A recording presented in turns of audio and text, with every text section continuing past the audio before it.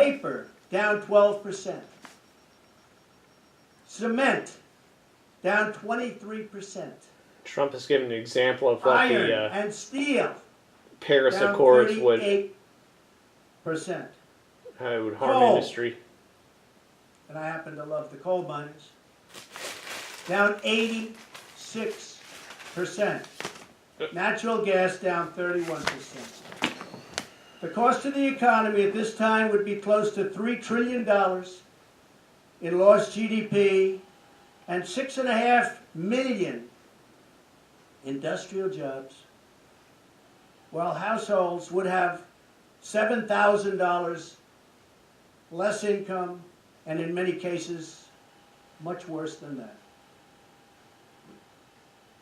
Not only does this deal subject our citizens to harsh economic restrictions, it fails to live up to our environmental ideals. As someone who cares deeply about the environment, which I do, I cannot in good conscience support a deal that punishes the United States, which is what it does.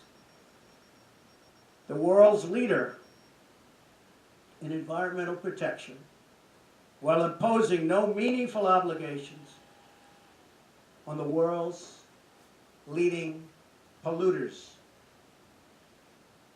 For example, under the agreement, China will be able to increase these emissions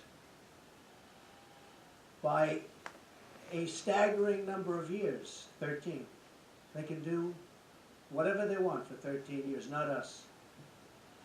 India makes its participation contingent on receiving billions and billions and billions of dollars in foreign aid from developed countries. There are many other examples, but the bottom line is that the Paris Accord is very unfair at the highest level to the United States. Further, while the current agreement effectively blocks the development of clean coal in America, which it does, and the mines are starting to open up. We're having a big opening in 2 weeks.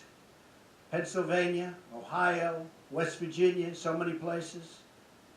A big opening of a brand new mine. It's unheard of. For many, many years that hasn't happened. They asked me if I'd go. I'm going to try. China will be allowed to build hundreds of additional coal plants. So we can't build the plants, but they can, according to this agreement. India will be allowed to double its coal production by 2020. Think of it. India can double their coal production. We're supposed to get rid of ours. Even Europe is allowed to continue construction of coal plants. In short, the agreement doesn't eliminate coal jobs. It just transfers those jobs out of America and the United States and ships them to foreign countries. This agreement is less about the climate and more about other countries gaining a financial advantage over the United States. The rest of the world applauded when we signed the Paris Agreement. They went wild. They were so happy. For the simple reason that it put our country, the United States of America, which we all love, at a very, very big economic disadvantage.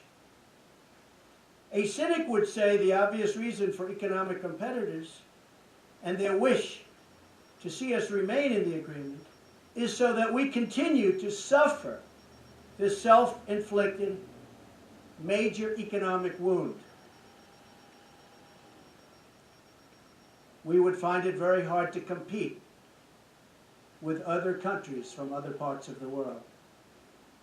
We have among the most abundant energy reserves on the planet, sufficient to lift millions of America's poorest workers out of poverty.